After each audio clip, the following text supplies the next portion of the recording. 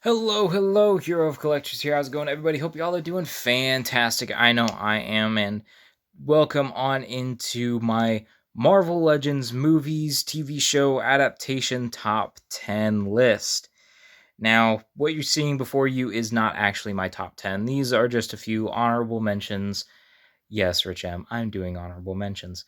Um, so these are 10 figures that I wish I could have added to my top 10, but for one reason or another, is this actually 10? Yeah, 1, 2, 3, 6, 7. Nope.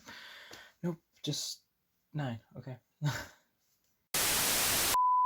These are 9 figures that I really wish I could have included in my top 10, but for one reason or another, they got knocked down the list. It could have been because of articulation or lack thereof.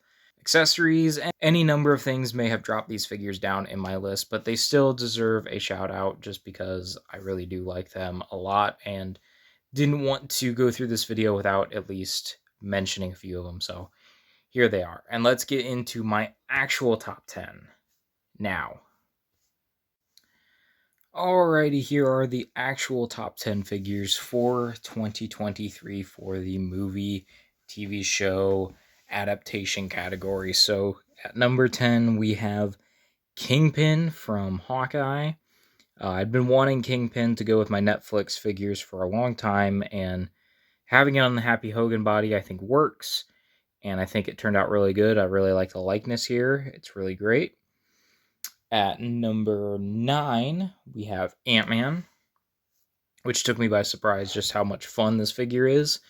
Just kind of posing him around and the articulation that was used in the detail. It's a really great. I would love to have that in a 10-inch or even 12-inch form so that we can have Giant Man.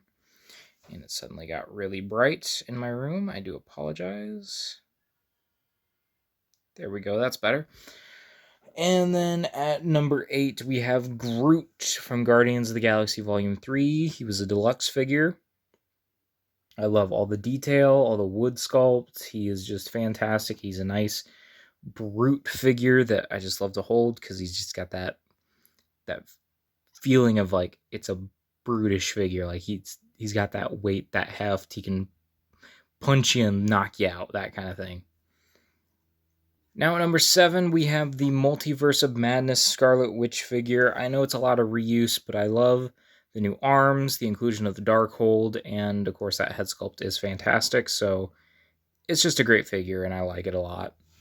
Now at number 6, for the littlest figure in this list, this is the Guardians of the Galaxy Volume 3 Rocket Raccoon with the Volume 2 head sculpt on there, just because I think that was a little bit better. Despite the head sculpt that he came with not being as great, I think this little figure is amazing. They packed a lot of articulation into him. He can hold weapons and whatnot. He's just a great tiny figure that represents Rocket perfectly. And now at number 5, we have Spider-Punk from Across the Spider-Verse, a figure I initially wasn't even sure I was going to pick up because I wasn't sure how he was in the movie. But then I saw the movie and he was amazing and the character was so great. And then getting this figure in hand, he poses so well. He's that slender, real, like, posable type of body. It's hard to describe. That when you get him in hand, it's just very dynamic, very nice, and I like it a lot. Now in number 4, we have the Deluxe Green Goblin. Man, this figure is fantastic.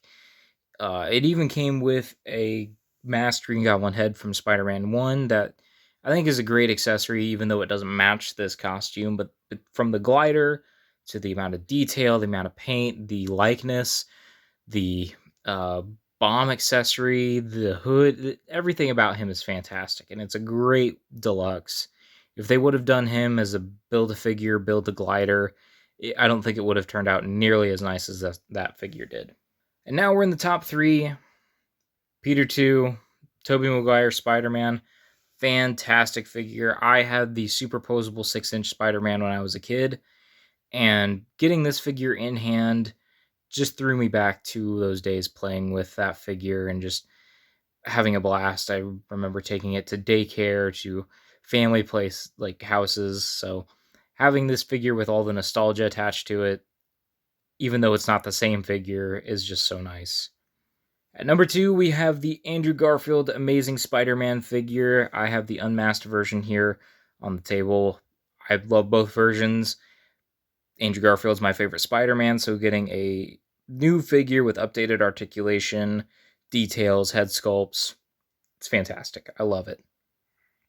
I had the old 2014 version. I have the 2012 TASM 1 suit version, and this figure blows both of those out of the water. It's fantastic. I love that figure. The likeness just adds that much more to it.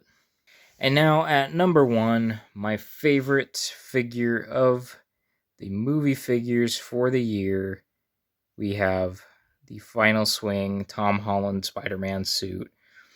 This is incredible. It's one of those figures when you get them in hand, you can just pose them and they just move so smoothly. It looks amazing. Like, the colors in hand are fantastic. I think the camera is giving off more of an orange hue, but this is a great color red. The shiny blue. I want to say it's perfect. I don't know if I can, but I want to say that it is. It is fantastic. All the hands you could want. The paint, the sculpt, it's all fantastic. This is my number 1 figure for movies, TV, and what have you. It's fantastic.